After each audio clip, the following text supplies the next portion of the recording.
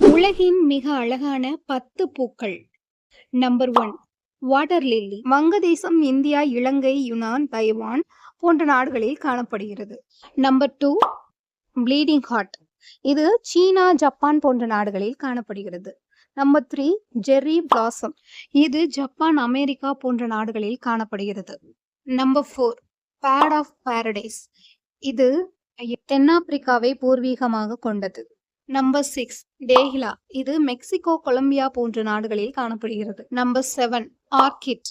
இது சிங்கப்பூரின் தேசிய மலர் ஆகும். Number 8 lotus. இது இந்தியா மற்றும் இமயமலை பகுதிகளில் காணப்படுகிறது.